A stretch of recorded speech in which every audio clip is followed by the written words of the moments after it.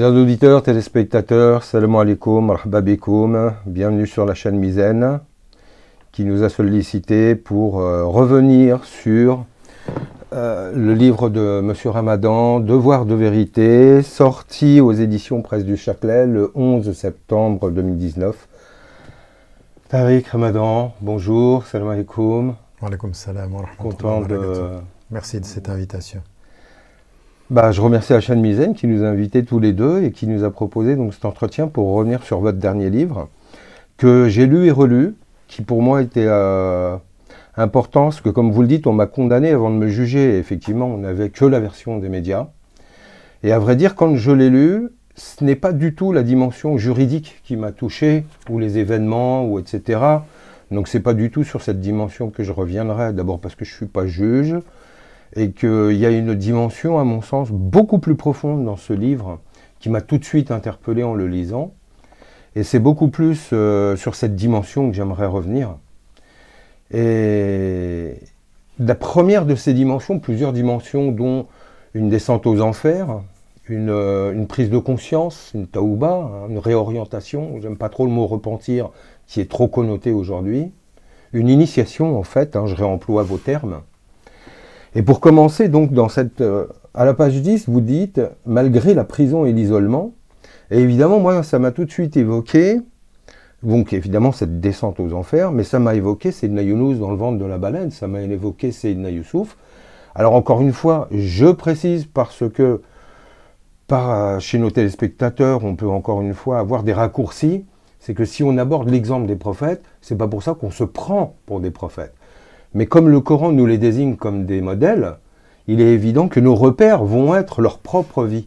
Or, quand on sait que le prophète Mohammed, quand il est mis dans le fossé quasiment 1 an et demi, qu'à la suite de ça, il perd son épouse, son oncle, etc., on sent que ces moments de chute, de dureté, d'épreuve divine, sont un incontournable dans une vie, et c'est ce qui s'est passé à ce moment-là. Bismillah ar-Rahman ar-Rahim. Oui, moi je suis déjà d'accord avec vous que l'essence du livre, c'est-à-dire il sort maintenant et factuellement il est important pour la faire maintenant, mais spirituellement il y a un autre enseignement et qui est beaucoup plus important et qui est atemporel en fait. C'est effectivement l'histoire des hommes et autant l'histoire d'un homme que l'histoire des hommes au sens de ce qu'est la création et de ce qu'est notre compréhension de ce que sont les hommes par rapport à Dieu l'unique et de comment est-ce qu'il se situe par rapport à lui. Et donc à un moment donné, dans mon expérience, autant j'avais pendant des années, pendant plus de 30 ans, été par Mons et par Vaux à faire des conférences et à parler de Dieu, autant à un moment donné... Ce que beaucoup semblent l'avoir oublié. Oui, mais ça a été... mais moi, si eux l'ont oublié, moi parfois, dans cette expérience, je me suis oublié. Et en fait, je me suis retrouvé du jour au lendemain en prison. Alors tout à coup, parce que effectivement, ce que vous dites est important, c'est une vraie descente. C'est-à-dire, c'est pas d'un coup dans la prison, c'est dans un premier temps, je suis en garde à vue en face d'hommes, d'êtres humains qui ne vous entendent pas et qui vous donnent l'impression que vous êtes enfermé. Puis ensuite, vous êtes encore plus enfermé parce que de ces policiers, vous passez aux juges qui sont encore plus sourds que ceux qui ne vous ont pas entendu la veille. Et puis tout à coup, vous vous retrouvez en face des geôliers, de la directrice de la prison et du responsable administratif qui va vous mettre à l'isolement, c'est-à-dire en vous expliquant que pour votre bien, il faut que vous soyez seul. Et à ce moment-là, dans cette descente-là, eh bien, il y a l'éveil de la conscience, la prise de conscience de ce qui arrive. Cette chute, tout se ferme, où il ne reste plus rien que vous, votre conscience, et votre conscience par rapport à celui pour lequel vous avez décidé de donner votre vie. Et donc, c'est à ce moment-là, dans cette chute-là, que je retrouve Dieu dépouillé de tout. Et il y a une chose qui est fondamentale dans cette chute-là, qui est aussi importante dans toutes les traditions musulmanes, c'est-à-dire autant les traditions littéralistes que les traditions réformistes, que les traditions mystiques, c'est vraiment transversal, c'est cette notion de l'intention. On sait, les actes valent pour les intentions, Mais ce qui est l'importance du dhikr, du rappel, c'est de renouveler son intention. Et là, vous n'avez pas le choix. Vous êtes en prison, et moi je me suis retrouvé tout seul et dit, mais finalement, tout ça, quelle en était l'intention et quel en était l'objectif? Était-ce pour Dieu ou était-ce pour les hommes? Et je me suis retrouvé en face de cette réalité-là, d'avoir à renouveler mon intention, de savoir finalement quel était le sens que je donnais à plusieurs choses. Quel était le sens que je donnais à cette épreuve, à cette chute? Et en ricochet, quel était le sens que je donnais à la vie qui m'y avait mené, à cette chute? Quel sens elle prenait et quel sens je donnais au passé? Et quel sens j'allais donner au futur de l'épreuve à laquelle je devais me préparer?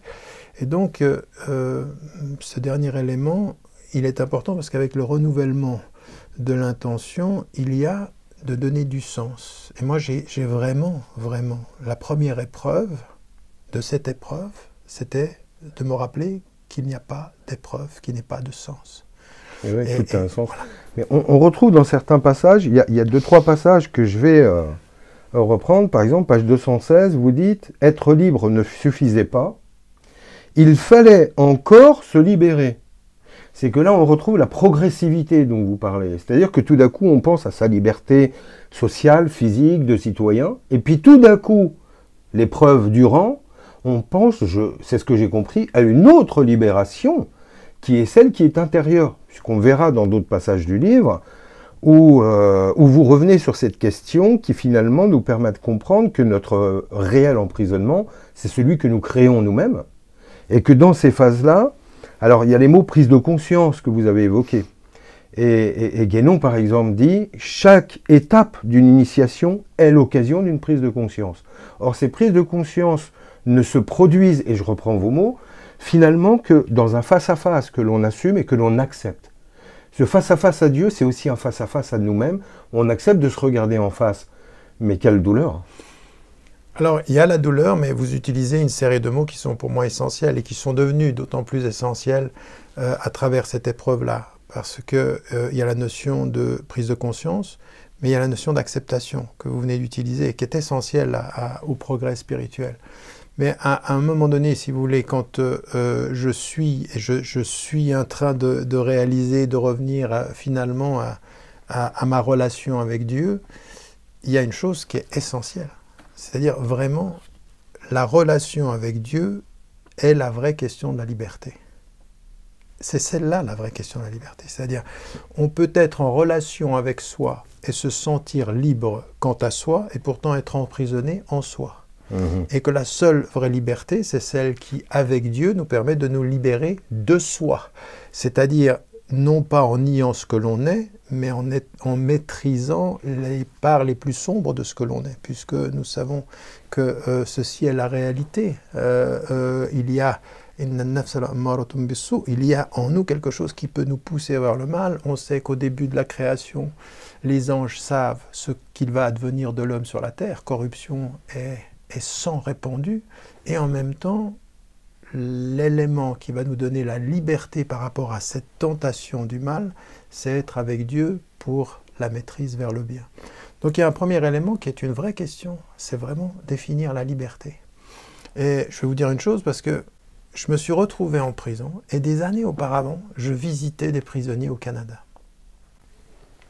Et il y avait un aumônier qui venait avec moi. Et au moment où on sort de la prison, l'aumônier me regarde et il me dit « Nous sortons de la petite prison vers la grande prison. » Et donc, on sortait vers la liberté. Et donc, en l'occurrence, de dire « La grande prison, c'est ce qui m'avait donné une fois la formulation. Attention, la pire des prisons, c'est celle dont on ne voit pas les barreaux. » Donc, à un moment donné, je me retrouve en face des barreaux de ma prison.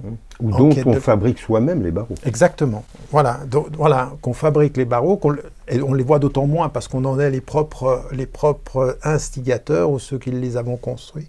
Donc, il y a cet élément-là qui était la notion de la liberté. Ensuite, il y a une autre chose qui a été déterminante, c'est-à-dire la définition de la liberté, c'est ce que vous avez dit, c'est la notion de l'acceptation.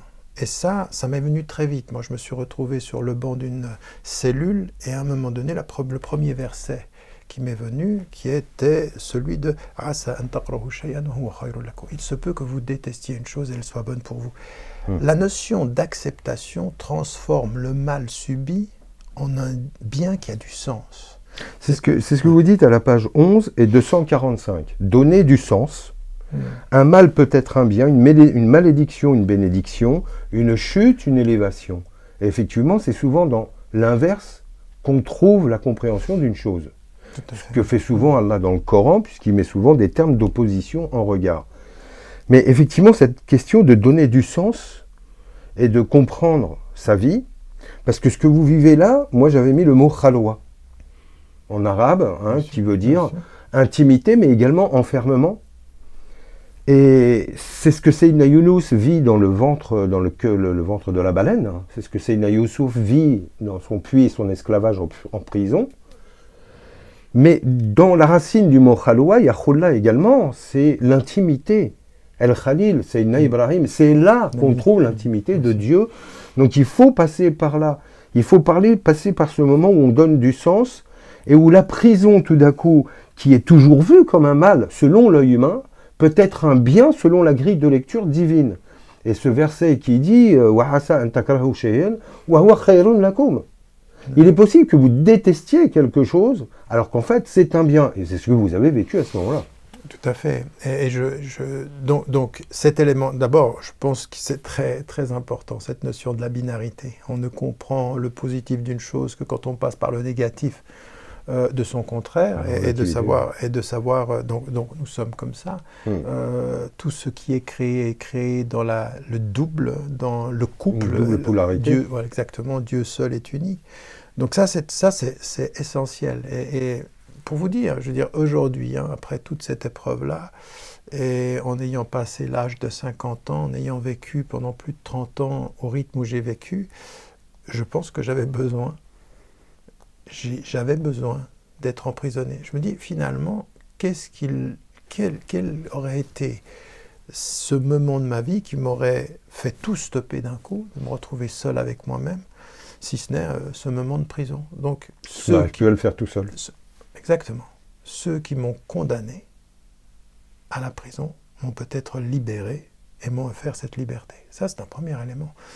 Et ça, c'est des éléments qui vous ramènent à Dieu, qui vous ramènent à l'essentiel. La deuxième des choses que j'aimerais dire par rapport à cette notion de... Je vais vous dire une chose. Moi, tout au long de ces 10 mois d'emprisonnement, j'ai eu des signes comme ça. J'ai eu des signes sur ma route. Je veux dire, je n'en ai pas parlé dans le livre, je ne voulais pas en parler, je ne voulais exposer personne, mais ce médecin qui passe à côté de moi et qui me dit, comme ceci dans le creux de l'oreille, l'invocation de Younous. Il me dit ça. Et moi, je suis tout seul. Et donc, l'invocation de Younous, celle qui est de dire La ilaha illa ant subhanaka inni kuntu minadh dhalimin. Et qui est il n'y a de Dieu que toi, louange à toi. J'ai été parmi les injustes. Mais la première des injustices, puis c'est peut-être ça qu'on a envie de dire à tous ceux qui peuvent nous condamner aujourd'hui, l'injustice que je me suis faite proportionnellement à l'injustice que j'ai pu vous faire, à vous qui avez pu être amis d'un discours, elle n'a rien à voir. Je veux dire, la profondeur de ce que j'ai pu me faire à moi ne correspond à rien de ce que vous pouvez considérer. Mais c'est d'autant plus important ceci, que ça doit m'amener, moi, à ce chemin de cette chute salvatrice. Et ça, c'est des mots qu'on n'arrive pas à comprendre comme ça. La chute salvatrice, c'est-à-dire qu'à un moment donné... Nécessaire. La nécessité de la chute. Je me rappelle Mohamed Ali qui disait en boxeur, il dit « Tant qu'on n'a pas perdu, on ne deviendra jamais champion.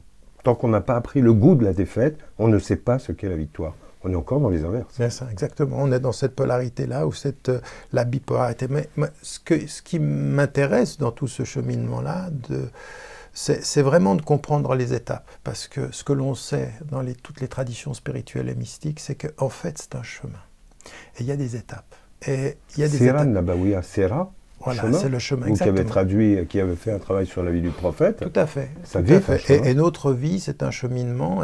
Et encore une fois, ce que vous avez dit en introduction est capital. C'est-à-dire, aller chercher dans le Coran l'exemple des prophètes, ça n'est pas pour se comparer à eux, mais savoir quel est le sens du modèle dans nos vies. Le sens du modèle dans nos vies, c'est de comprendre qu'ils sont autant des objectifs à atteindre que des voies, des lumières sur le chemin sur lequel que nous suivons et que nous essayons. Des indications pour nous. Des indications pour nous. Parce qu'à un moment donné, on faute, mais on pourrait se poser la question, en dehors de la dimension moraliste. Revenons à Seydina Younous. Dans son histoire, il fait quoi? Pourquoi il est mangé par une baleine? Parce que grosso modo, il pose sa démission. Mon Dieu, tu m'as envoyé en mission, ils sont durs, c'est trop dur, moi je démissionne, au revoir, oubliez-moi. Est-ce qu'un prophète peut, alors qu'il a un discours direct à Dieu, lui dire, écoute, j'en ai marre, je démissionne? Bien sûr que non. Ici, c'est de nous dont il est parlé. C'est un moment de notre vie où nous allons démissionner. Et où pourtant on va être rattrapé. Si, quand on est rattrapé, c'est le ventre de la baleine, donc c'est notre enfermement intérieur ou autre, mais c'est le moment où on va prendre conscience. Or, dans cette conscience, quand vous dites, par exemple, quand on parlait de liberté, page 246, en prison, je récitais souvent les 2 derniers versets de la Sourate Luqman. Nulle âme ne sait quel sera son lot demain, nulle âme ne sait sur quelle terre elle mourra. Donc, Sourate 31, verset 34. Et là, moi, ce qui m'a sauté aux yeux, c'est en rapport avec ce qu'on disait tout à l'heure, être libre ne suffisait pas, il fallait encore se libérer.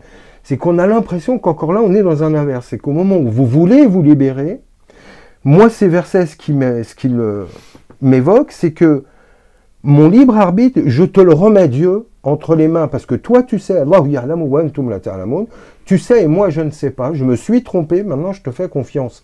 Et là, on sent un passage à nouveau, qui est sa propre remise en question et une propre prise de conscience de la grandeur de Dieu qui tout d'un coup devient un intime et un proche. C'est vrai parce qu'en fait, dans ce que vous dites, et ça nous amène encore à une étape qui vient après, c'est-à-dire l'acceptation ne se suffit pas à elle-même. L'acceptation, c'est encore une étape. Après l'acceptation de ce qui nous arrive, il faut la confiance dans ce qu'il veut. Et c'est encore une autre étape, c'est tawakkul. Celui qui s'en remet à Dieu, Dieu lui suffit. Donc cette idée de j'accepte ce qui m'arrive et tu es le seul à me sortir de ce qui m'arrive. Et c'est le verset de ce point de vue-là commence dans ce que je viens de dire, il précède.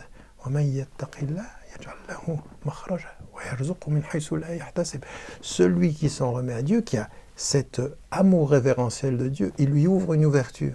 Et ça m'est arrivé souvent. Je peux vous dire que quand vous êtes en prison, évidemment, ce à quoi vous pensez d'abord, intellectuellement, rationnellement, c'est à sortir de cet environnement, parce qu'il est difficile, parce qu'il y a beaucoup de souffrance, parce que vous faites souffrir ceux que vous aimez, bien sûr. Et puis à un moment donné, il y a de se dire, je ne sors pas physiquement de cette prison, il faut que je sorte spirituellement de ma prison. Et que je trouve ma liberté, de mon ego, et que finalement je m'en remette à lui. Parce qu'à un moment donné, effectivement, quand vous attendez des juges qu'ils prennent la décision de vous sortir, et qu'ils ne le font pas, à un moment donné, vous devez revenir et dire, mais ne m'arrivera que ce qu'il aura décidé. Donc, parce qu'il est le seul vrai juge. Parce qu'il est le seul vrai juge, et il est celui qui va finalement, à un moment donné, c'est lui qui décidera que c'est le bon moment. Je veux dire, moi, à un moment donné, j'ai pensé que le bon moment, c'était une semaine après que je suis en prison. D'ailleurs, j'ai même pensé que le bon moment, c'est que je n'y entre pas. Puis ensuite, j'ai pensé que c'était une semaine. Puis ensuite, j'ai pensé que c'était 2 mois. Je réalisais qu'il était le maître du sens, du destin, des flots et des fins. Donc, tout d'un coup, on s'aperçoit que là, il y a une compréhension que ce ne sont pas les hommes qui me jugent, ni qui m'enferment. C'est le maître qui est au-dessus, et que si je ne dois pas sortir maintenant, c'est qu'il y a une très bonne raison. Et quand vous parliez de l'ego, et je fais le lien des deux, et je vous laisse revenir dessus, parce que là, pour moi, ça a été un moment important, parliez de l'ego, de ce travail sur celui qui, finalement, est notre prison intérieure. Et là, vous dites, en prison, rien n'est pire qu'un espoir déçu. Et c'est là qu'on passe l'acceptation, parce que dans la vie, quand on accepte, quelque part, l'ego est très rusé, et au fond de nous, il nous dit, bon, j'accepte, mais toujours avec l'espoir que ça se passe comme moi j'aimerais. Et quand Allah ne nous fait pas sortir de cette situation, c'est que pour meurt même cet espoir. Et là, on arrive à une mort. Et là, vous dites, page 247, la vie est au cœur de la mort est enceinte de la vie, la mort porte la vie. Et là, ça m'a rappelé le verset qui dit, Yuhyil arda ba'da mawtiha wa kadhalika tukhrajun. Allah vivifie la terre après la mort, mais vous aussi, c'est comme ça que ça se produira, vous devrez mourir pour retrouver la vie. Et sur l'ensemble de ces passages que j'ai mis les uns avec les autres, j'y ai vu un parcours initiatique d'une évidence qui m'a sauté aux yeux tout de suite. Je me suis dit, c'est pas possible de ne pas avoir compris le cheminement divin et la dimension initiatique en évoquant des mots. La mort est enceinte de la vie, c'est extraordinaire comme passage. Mais écoutez, en tout cas, c'est comme ça que je l'ai vécu. Ce que j'ai voulu traduire, c'est ce cheminement initiatique. Parce que, vous savez, je veux dire, j'ai écrit beaucoup de livres et j'ai souvent traduit l'idée que, au travers de mes livres, il y a des enseignements à tirer. Puis en fait, ce que je dis dans le livre, c'est qu'à un moment donné, c'est que ma propre vie est comme un livre, et il faut en tirer des enseignements. Et le premier qui doit en tirer des enseignements, c'est moi-même, dans ce cheminement initiatique. Et il y a un premier élément dans ce que vous avez dit, si je suis le fil de ce que vous avez dit au tout début, c'est-à-dire cette idée que le rapport à l'espoir, c'est vrai qu'il y a une chose qui est totalement, qui tient de l'illusion et de la vérité en même temps. C'est-à-dire que vous êtes suspendu à la vie d'un juge. Et lui peut jouer avec vous. C'est-à-dire, vous allez sortir, puis après on ne vous sort pas. En sachant que sur le plan humain, celui qui vous offre un espoir humain et qui vous le reprend, il croit avoir les moyens de vous détruire. Si et seulement si vous pensez qu'il est celui qui décide.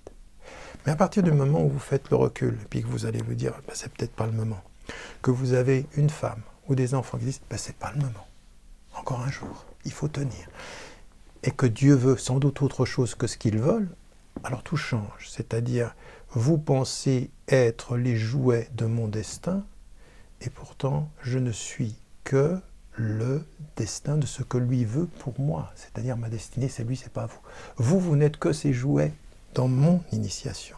Quand vous pensez être que je suis le jouet de vos décisions. Donc, on change complètement les perspectives. Et ceux qui peuvent vous casser avec ça, parce qu'il faut quand même se dire une chose. C'est dur, c'est-à-dire, humainement, c'est dur. C'est-à-dire qu'il faut quand même se dire une chose, c'est que vous avez des êtres humains qui prennent des décisions et qui ont une certaine conscience du fait qu'ils peuvent vous casser, que ça peut vous détruire ce qu'ils sont en train de faire, parce que vous êtes malade, parce que vous êtes en prison, parce qu'ils imaginent que tout le monde vous lâche et que vous voyez que tout le monde... Donc il y a un premier élément ici, cette notion d'espoir, où vous devez la réintégrer à votre intention première, et l'espoir, c'est lui et uniquement lui. Donc ce qu'il veut, il faut l'accepter. Donc il y a une notion de renoncement en parallèle, en fait. Exactement. Et dans ce renoncement-là, ça c'est une chose que vous retrouvez dans la mystique juive, dans la mystique chrétienne, dans la mystique musulmane. Toutes les mystiques parlent de ce renoncement. Le renoncement-là n'est pas du défaitisme. C'est le contraire du défaitisme. C'est de savoir où est vraiment la force. C'est une prise de conscience de la vraie réalité. Exactement, de la vraie réalité où est la force. Donc ça, c'est capital. C'est-à-dire, je ne renonce pas parce que je suis faible. Je renonce parce que je sais où est la force, où est le pouvoir, où est la hawla wa la quwwata illa billah. Il y a de pouvoir et de puissance. Exactement.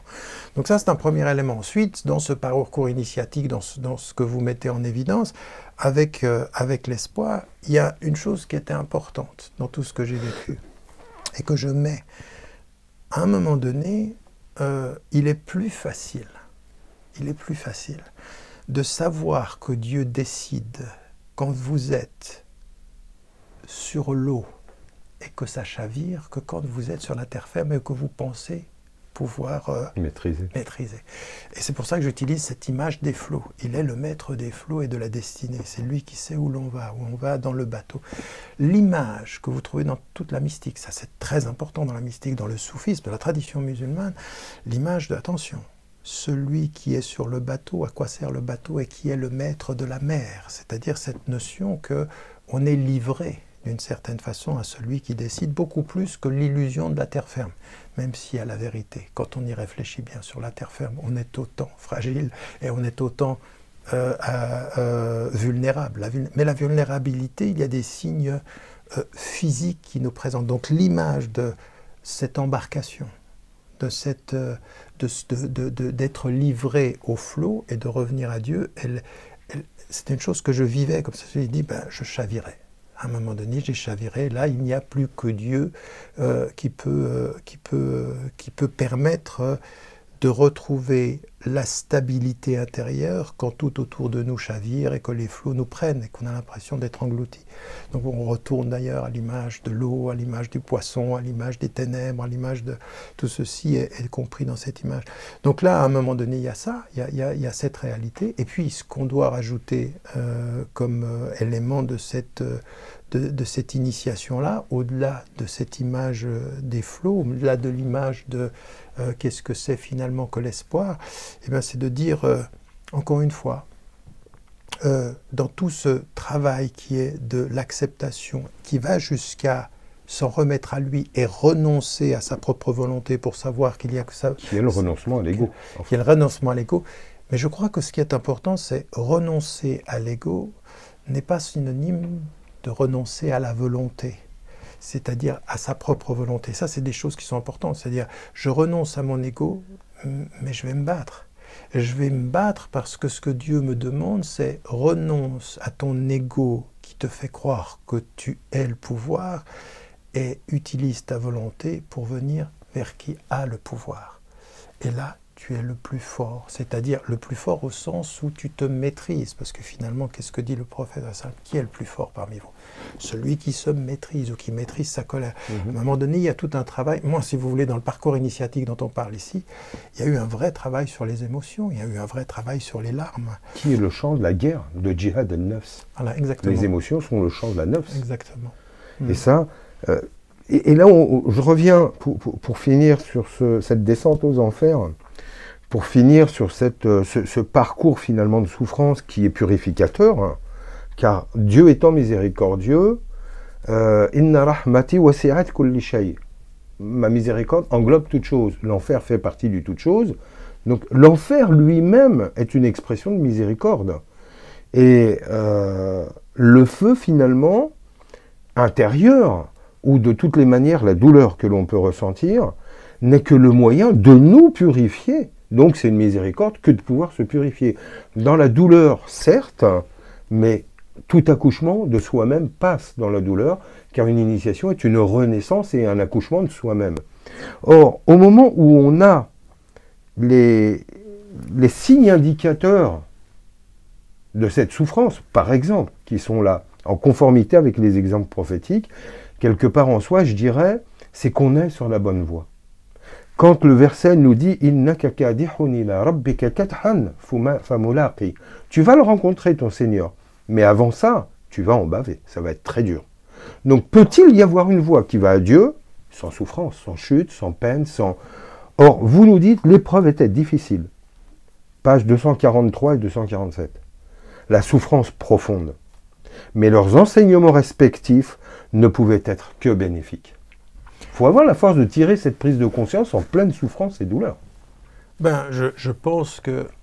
vous savez, déjà simplement une chose. La façon dont vous avez introduit cette dernière question, vous l'avez dite de façon extrêmement simple, mais ce sont des enseignements qui sont capitaux et très très profonds. C'est-à-dire, je veux dire, vous dites les choses de cette façon-là, il faut que les gens les entendent pas simplement avec les oreilles physiques, mais avec le sens du cœur. C'est-à-dire, à un moment donné, il y a dans la souffrance, il y a dans la douleur, il y a dans le feu intérieur un processus de purification. Le hutama qui nous prend à l'af'ida. Voilà, exactement. Mais ça, voilà, toutes ces notions-là que nous, souvent, on lit superficiellement et qui ramènent justement à cette notion de la souffrance purificatrice, la douleur, le feu intérieur. Ça, il faut que vraiment, tous ceux qui ont la foi, d'ailleurs, qui soient musulmans ou des personnes d'autres traditions, tous ceux qui ont une spiritualité, il faut que des fois on revienne à ça, parce que, en fait, c'est fondamental quant au jugement vis-à-vis de nous-mêmes ou au jugement vis-à-vis d'autrui. Quand on a compris ceci, jamais l'épreuve n'est un signe de perdition, jamais la souffrance n'est un signe de culpabilité. Il se peut que Dieu appelle, par là nous on voit le mal et où le bien sera. Donc ça suspend tous les jugements du monde. Ça, c'est un premier élément. Le deuxième élément par rapport à ce que moi j'ai pu vivre pendant toute cette expérience-là, c'est effectivement, eh bien, encore une fois, je veux dire, en toute honnêteté, l'épreuve est un vrai baromètre de votre cheminement vers votre propre sincérité. Parce que d'ailleurs, la sincérité, ce n'est pas un acquis. C'est pas une fois pour toutes on est sincère. On a nos contradictions et nos hypocrisies familières. Après, et nos faiblesses. La sincérité, c'est un long cheminement. Et donc, à partir d'un certain moment, c'est vrai que dans cette épreuve, si je n'avais pas eu Dieu, je me serais perdu. Et que ceux aujourd'hui qui vous regardent comme si, par vos fautes, vous vous étiez éloigné de Dieu, n'ont pas compris le sens de la faute dans le projet divin. Pour conclure cet entretien, question, peut-on prendre conscience de tout ça sans passer par l'épreuve? C'est-à-dire que quelqu'un qui a sa vie de bon et gentil musulman bien rangé, qui ne faute pas, peut-il comprendre ça? Peut-on le comprendre autrement que de passer par l'épreuve?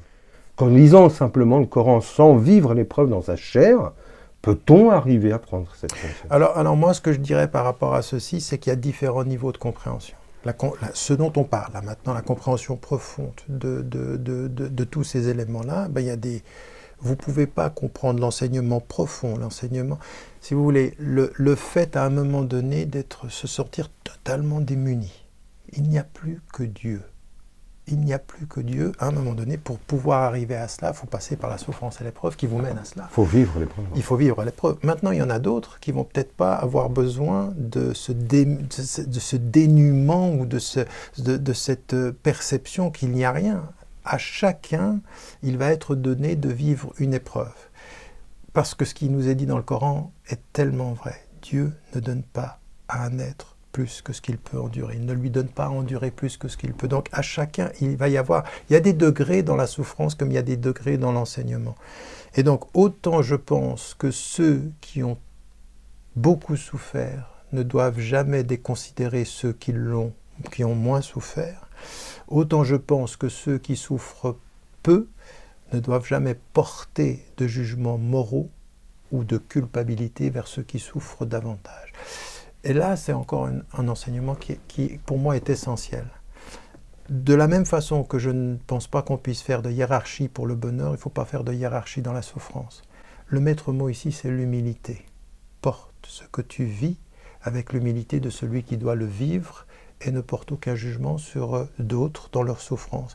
Et encore une fois, je pense que, vous savez, on pourrait se dire, après mon expérience, mais ils n'ont pas vécu ce que j'ai vécu, alors comment peuvent-ils juger? Et vous transformez l'épreuve qui avait pour but votre humilité en élément de pouvoir par rapport à ceux qui ne l'ont pas vécu.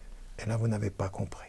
Mais après, elle peut être transformée différemment avec la même pensée, c'est celle du pardon. Quand le prophète à Taïf se fait caillasser, se fait insulter, se fait molester, il dit « Seigneur, pardonne-les, ils ne savent pas ce qu'ils font ».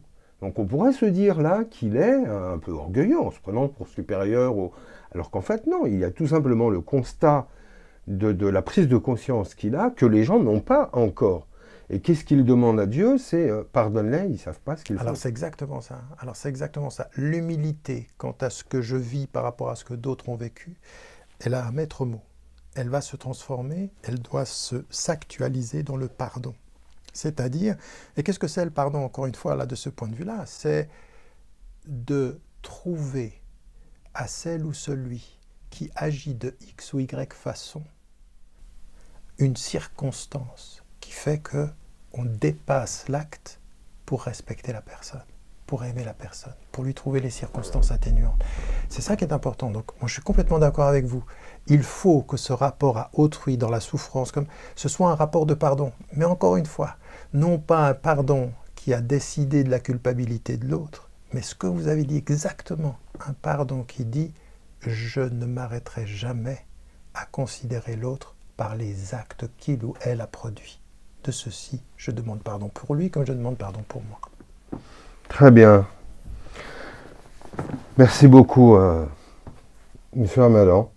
On va clore ce premier entretien et remercier nos spectateurs auditeurs de nous avoir suivis en espérant les retrouver très bientôt, Inch'Allah, pour aborder un autre aspect de votre livre qu'on pourrait qualifier de taouba, donc de repentir, etc.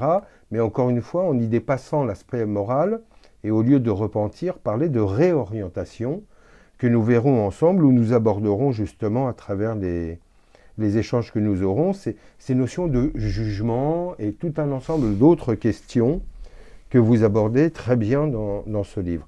Merci beaucoup, plaisir de vous retrouver très bientôt. Merci. À très bientôt, salam alaikum, Philaman. Alaikum salam.